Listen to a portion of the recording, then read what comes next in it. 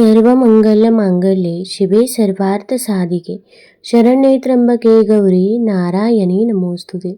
नमस्कार मंडळी, तर आज आहे वैशाख पौर्णिमा तसेच बुद्ध पौर्णिमा। तर मी तुम्हाला वैशाख पौर्णिमेची व्रतकथा सांगणार आहे।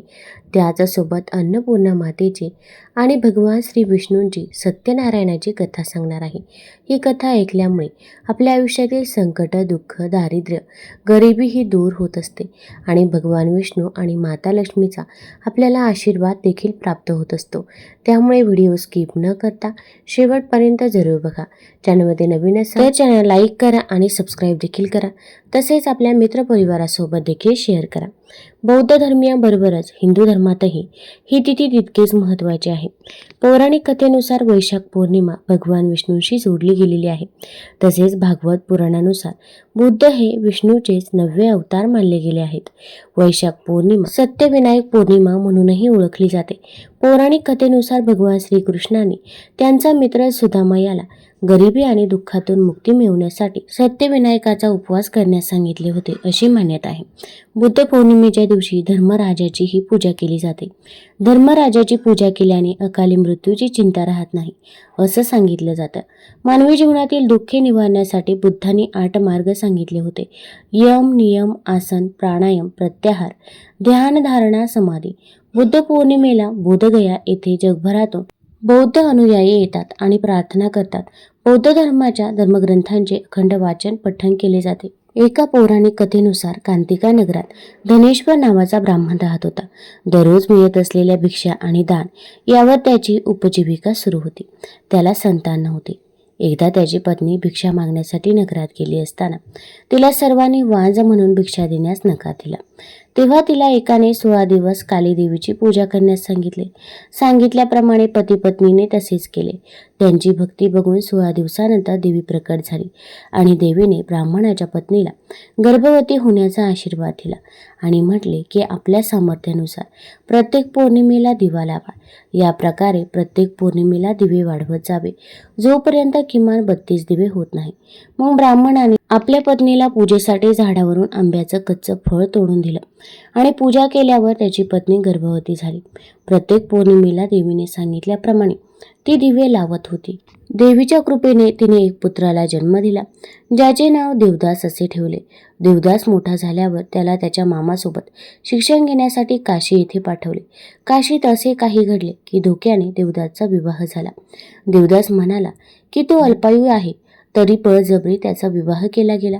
जेव्हा देवदासला घेऊन जाण्यासाठी काळ आला तर ब्राह्मण दाम्पत्याने पौर्णिमेचं व्रत केलं होतं, म्हणून काळ त्याला घेऊन जाण्यात असमर्थ ठरला। तेव्हापासून पौर्णिमा व्रत केल्यानं संकट टळतं आणि सर्व इच्छा पूर्ण होतात असं म्हटलं जातं। त्यामुळे आपण देखील पौर्णिमेचं व्रत करावं आणि आपल्याला जर शक्य नसेल तर आपण पूजा सेवा आवर्जून करावी। एकदा कमेंटमध्ये ओम महालक्ष्मी नमः जरूर लिहा। तसेच तुम्ही हा व्हिडिओ कुठून बघत आहात ते देखील आम्हाला जरूर कळवा। आता आपण भगवान श्री सत्यनारायणाची कथा ऐकूया। सुंदर व पवित्र अशा वाराणसी नावाच्या नगरीत एक ब्राह्मण राहत होता। तो दारिद्र्याने त्रासला होता। तो रोज भिक्षा मागण्याकरता हिंडत असे। त्याचे दुःख पाहून एकदा भगवंताने वृद्ध ब्राह्मणाचे रूप घेतले व ते त्याला म्हणाले, ब्राह्मणा, तुझे दुःख पाहून मला दया येते। तू आता सर्व दुःखांचा नाश करणारे श्री सत्यनारायणाचे व्रत कर। असे म्हणून भगवंताने त्याला श्री सत्यनारायणाच्या पूजेचे सर्व विधान सांगितले। त्याप्रमाणे ब्राह्मण दुसरे दिवशी श्री सत्यनारायणाची पूजा करण्याचा निश्चय करून भिक्षेस गेला। त्या दिवशी त्या ब्राह्मणाला खूप भिक्षा मिळाली। त्याने पूजेचे सर्व सामान आणून श्री सत्यनारायणाचे पूजन केले व तीर्थप्रसाद घेतला। त्यामुळे तो दारिद्र्यातून मुक्त होऊन पूर्ण सुखी झाला। प्रत्येक महिन्याला तो श्री सत्यनारायणाची पूजा करू लागला। एकदा तो पूजा करत असता एक मोळी विक्या तहान लागली म्हणून तेथे आला। श्री सत्यनारायणाची पूजा कथा चाललेली पाहून तो तिथेच थांबला। नंतर तीर्थप्रसाद घेऊन त्याने त्या व्रताची माहिती घेतली व तो आपल्या कामाला गेला। दुसऱ्या दिवशी श्री सत्यनारायणाची पूजा करण्याचा निश्चय करून तो नगरात गेला। त्या दिवशी त्याला पुष्कळ द्रव्य मिळाले। तेव्हा त्याने सर्व सामान आणून उत्तम प्रकारे इष्ट बांधवांसह श्री सत्यनारायणाची पूजा केली। व्रताच्या प्रभावाने तो पृथ्वीवर परम सुख पाहून शेवटी मोक्षाला गेला। सूत पुढे सांगतात, मुनी हो, मी आणखी एक श्री सत्यनारायणाची कथा सांगतो, ऐका। पूर्वी उल्कामुख नावाचा एक सत्यव्रती व भक्तिमान राजा होऊन गेला। त्याची पत्नी पतिव्रता व लावण्यवती होती. एक दिवस तो राजा नदीच्या तीरावर श्री सत्यनारायणाचे पूजन करत असता तेथे साधू नावाचा एक वाण आला. ते व्रत पाहून साधू वाण्याने त्याची माहिती विचारली. नंतर त्याने तीर्थप्रसाद घेतला. त्या साधू वाण्याला संतती नसल्यामुळे फार दुःख होत असे. तेव्हा हे व्रत करण्याचा निश्चय करून तो घरी गेला आणि त्याने आपल्या लीलावती नावाच्या पत्नीला आपण केलेला नवस सांगितला. श्री सत्यनारायणाच्या कृपेने लीलावती गर्भवती राहिली व 9 महिन्यांनी तिला एक सुंदर कन्या झाली. तिचे नाव कलावती असे त्यांनी ठेवले. ती चंद्राच्या कलेप्रमाणे दिवसेंदिवस वाढू लागली. पण त्या साधू वाण्याला श्री सत्यनारायणाच्या पूजेची आठवण झाली नाही. पत्नीने आठवण केल्यावर मुलीच्या लग्नाच्या वेळी श्री सत्यनारायणाची पूजा करू असे त्यांनी ठरवले.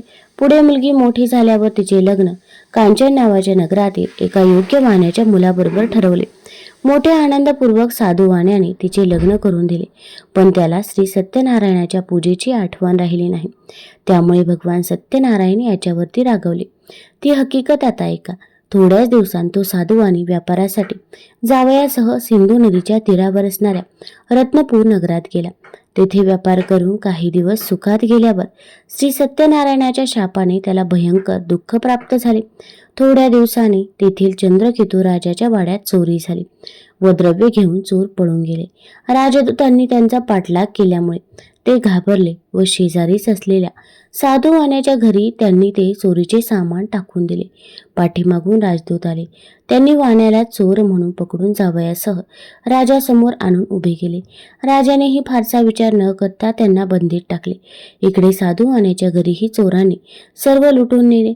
त्यामुळे त्याची बायको व मुले यांना अतोनात दुःख होऊन त्या घरोघरी भिक्षा मागत फिरू लागले. एक दिवस भुकेने व्याकुळ झालेली कलावती एका ब्राह्मणाच्या घरी गेले. तिथे श्री सत्यनारायणाची पूजा चालू होती. तिथे तीर्थप्रसाद घेऊन तिने आपल्यावर कृपा करण्याकरता श्री सत्यनारायणाची प्रार्थना केली. नंतर घरी जाऊन तिने सर्व हकीकत आपल्या आईला सांगितली. ते ऐकून साधू वाण्याच्या पत्नीला श्री सत्यनारायणाची आठवण होऊन तिने श्री सत्यनारायणाचे पूजन केले व हात जोडून ती म्हणाली, हे भगवंता, पती व जावई यांचे अपराध माफ करून आपण आम्हाला क्षमा करावी. श्री सत्यनारायणांनी संतुष्ट होऊन चंद्रकेतू राजाच्या स्वप्नात जाऊन सांगितले, राजाचे 2 वाणी तू बंदीत ठेवले आहेस, त्यांना सकाळी सोडून दे. त्याचप्रमाणे त्यांचे सर्व धनही त्यांना परत देऊन टाक. त्याचप्रमाणे सकाळी राजाने सभेमध्ये ते स्वप्न सांगून त्या 2 वाण्यांना समोर आणले व तो त्यांना म्हणाला, वैश्य हो, तुमच्या दैवयोगाने तुम्हाला पुष्कळ दुःख भोगावे लागले. आता तुम्ही सुखाने आपल्या घरी जा. असे सांगून त्यांना वस्त्रे व अलंकार देऊन त्यांचा गौरव केला. त्यांचे सर्व धनही त्यांना परत दिले. साधू वाण्याने व त्याच्या जावयाने राजाला नमस्कार केला व आपल्या नगरात जायची ते तयारी करू लागले. नंतर साधू वाणी सर्वांचा आशीर्वाद घेऊन जावयासह स्वतःच्या नगरात जाण्यास सिद्ध झाला. त्याने नौका ठरवून सर्व माल त्यावर भरला. तेव्हा त्याची परीक्षा पाहण्याकरता श्री सत्यनारायणांनी संन्यास वेश घेतला व ते साधू वाण्याला म्हणाले, हे साधू, या नौकेत काय आहे? द्रव्याने चढून गेलेले ते 2 वाणी उपहासाने त्याला म्हणाले, संन्यासी महाराज, आपल्याला द्रव्य पाहिजे म्हणून विचारत आहात काय? पण ती आमची नौका पालापाचोळ्यांनी भरलेली आहे. ते असत्य भाषण ऐकून भगवान फक्त एवढेच म्हणाले, तुझे म्हणणे खरे हो. असे म्हणून भगवान त्या तीरावर पलीकडे जाऊन बसले. इकडे साधू वाण्याने पाहिले तो हलकेपणामुळे नौका पाण्याच्या वर जास्त आलेली. त्याचबरोबर तो घाबरला आणि नौकेत पाहू लागला तर ती सर्व पालापाचोळ्यांनी भरलेली दिसली. ते पाहून तो अतिशय शोक करू लागला. तेव्हा त्याचा जावई म्हणाला, महाराज, उगीच शोक करत बसू नका. त्या संन्याशाच्या शापामुळेच हे सर्व झाले आहे. आपण त्याला शरण जाऊ. जावयाचे बोलणे ऐकून साधूवाने त्या संन्याशाजवळ गेला व नमस्कार करून आदरपूर्वक म्हणाला, महाराज, मगाशी मी खोटं बोललो होतो, मला क्षमा करा. असे म्हणून साधूवाण्याने त्यांना पुन्हा नमस्कार केला. तेव्हा संन्यास वेशधारी भगवान म्हणाले, तू शोक करू नकोस. माझे पूजन विसरलास म्हणून तुला हे दुःख प्राप्त झाले. ते ऐकून साधूवाणी दीनवाणीने म्हणाला, भगवान, माझ्यावर कृपा करा. मी तुम्हाला शरण आलो आहे. त्यावर प्रसन्न होऊन इच्छित वर साधूवाण्याला देऊन भगवान गुप्त झाले. नंतर साधूवाणी नौकेवर जाऊन बघतो तो नौका द्रव्याने पूर्ण भरलेली दिसली. तेव्हा साधूवाण्याने मित्रांसह व जावयासह श्री सत्यनारायणाची यथासांग पूजा केली. नंतर नौका पाण्यात लोटून तो घरी जाण्यास निघाला. त्याच्या नगराच्या जवळ तीरावर आल्यावर त्याने एक दूत घरी पत्नीला कळवण्याकरता पाठवला. दूताने सांगितलेले वर्तमान ऐकून साधू वाण्याची बायको पती दर्शनासाठी बंदरावर गेली. जाताना मुलीला सत्यनारायणाची पूजा कर असे सांगून ती घाईने गेली. आईने सांगितल्याप्रमाणे कलावतीने सत्यनारायणाची पूजा केली, पण ती पतीच्या दर्शनाला उत्सुक झाल्यामुळे तीर्थप्रसाद न घेता तशीच बंदरावर गेली. त्यामुळे रागवलेल्या सत्यनारायण प्रभूने तिचा पती असलेली नौका पतीसह पाण्यात बुडवली. ते पाहून कलावती शोकाने विव्हळ होऊन जमिनीवर पडली. भयभीत झालेला साधुवाणी आणि त्याची पत्नी हा प्रकार पाहून आश्चर्यचकित होऊन अगदी घाबरून गेले. कलावती व तिची आई यांनी अत्यंत शोक केला व कलावती सती जाण्यास सिद्ध झाली. ते पाहून साधुवाणी म्हणाला, हे संकट टळेल तर मी श्री सत्यनारायणाची पूजा करेन. हे ऐकून दीनदयाळू सत्यनारायण आकाशवाणीने म्हणाले, हे साधू, तुझी कन्या तीर्थप्रसादाचा त्याग करून पती दर्शनासाठी आली आहे, त्यामुळे हा प्रकार घडला आहे. ती घरी जाऊन तीर्थप्रसाद घेऊन येईल तर तिला तिचा पती निसंशय प्राप्त होईल. ही आकाशवाणी ऐकून कलावती घरी गेली व तीर्थप्रसाद घेऊन परत बंदरात आली. तोच तिचा पती स्वजनांसह तिच्या दृष्टीस पडला. मग ते सर्वजण अतिशय आनंदित होऊन घरी गेले. नंतर तो साधुवाणी प्रत्येक पौर्णिमेला व संक्रांतीला श्री सत्यनारायणाची पूजा करू लागले. या लोकी तो सुखी झाला व शेवटी मोक्षाला गेला. सूत पुढे सांगतात, पूर्वी अंगध्वज नावाचा एक राजा होऊन गेला. एक दिवस मृगया करून तो परत येत असता वाटेत त्याला एका वडाच्या झाडाजवळ काही गवळी भक्तिभावाने श्री सत्यनारायणाची पूजा करत असलेले दिसले. परंतु राजा पुढेही गेला नाही व त्याने सत्यनारायण प्रभूंना नमस्कारही केला नाही. तरी सुद्धा त्या गवळ्यांनी राजापुढे सत्यनारायणाचा प्रसाद आणून ठेवला. नंतर त्या गवळ्यांनी आपापल्या बांधवांसह व मित्रांसह तीर्थप्रसाद आनंदाने भक्षण केला. पण राजाने प्रसादाचा अभेद केल्याने तो फार दुःखी झाला. त्याचे मुले व धनधान्य संपत्ती सर्व नाश पावली. ही सत्यनारायणाची अवकृपा आहे हे जाणून राजा पुन्हा त्या गवळ्यांजवळ गेला व भक्तियुक्त अंतकरणाने त्याने श्री सत्यनारायणाचे पूजन केले. त्यामुळे अंगध्वज राजा धन, पुत्र व ऐश्वर यांनी संपन्न झाला व या लोकात सुखी होऊन शेवटी सत्यनारायण पुरात गेला. जो कोणी अतिदुर्लभ असे श्री सत्यनारायणाचे व्रत करतो व फळ देणारी ही कथा भक्तिभावाने ऐकतो, त्याला सत्यनारायणाच्या प्रसादाने धनधान्य वगैरे वस्तूंचा लाभ होतो. दारिद्र्याला धन मिळते. बंधनात असेल तो बंधनातून मुक्त होतो. भीतीग्रस्त झाला असेल तो भीतीपासून मुक्त होतो. यात संशय नाही. त्याला इच्छिलेले सर्व फळ मिळते.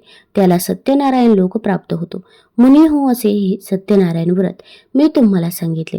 हे व्रत केले असता मनुष्य सर्व दुःखातून मुक्त होतो. विशेष करून कलयुगात श्री सत्यनारायणाची पूजा फळ देणारी आहे. या सत्यनारायणाला कोणी काल म्हणतं, कोणी सत्यदेव म्हणतं, कोणी ईश म्हणतं तर कोणी सत्यनारायण म्हणतं. याचे जो नित्य पठण करतो किंवा श्रवण करतो त्याची सर्व पापे श्री सत्यनारायणाच्या प्रसादाने नाहीशी होतात. यात काही शंका नाही. तुम्हाला जर ही कथा आवडली असेल तर चॅनल लाईक करा, सबस्क्राईब करा आणि आपल्या मित्रपरिवारासोबत जरूर शेअर करा. धन्यवाद.